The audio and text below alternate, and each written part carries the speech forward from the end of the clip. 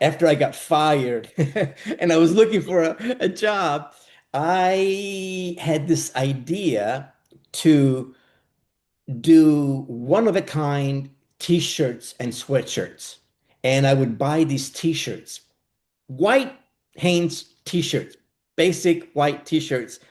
I would stretch them over a canvas, a piece of board, and with markers, waterproof markers, I would design these one-of-a-kind design. I would finish one in 20 minutes, put it next to me, and people would come by and say, how much is that? 20 bucks. Okay, great, sold. And so I was selling on the streets, literally. And Wow. this famous photographer, Bill Cunningham, happened to pass by. Now, I didn't know who he was, but he took a picture of me. A week later, I get a phone call from the New York Times.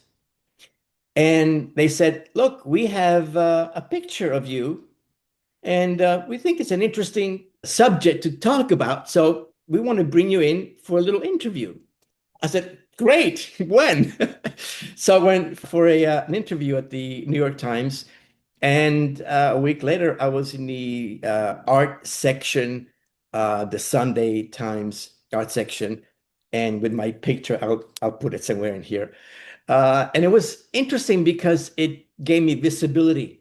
I started selling it in different boutiques in Manhattan. And the buyers, the boutiques, they kept saying, well, okay, what else you got besides t-shirts? I go, okay, I'll be right back. I'd go home and make stuff, sweatshirts and skirts and dresses. And before you know it, it grew. And then I started adding things to it and became a collection and et cetera, et cetera. So there you go. Little hit storytelling. Great. Bye, guys. Till Bye, next everyone. time. Bye.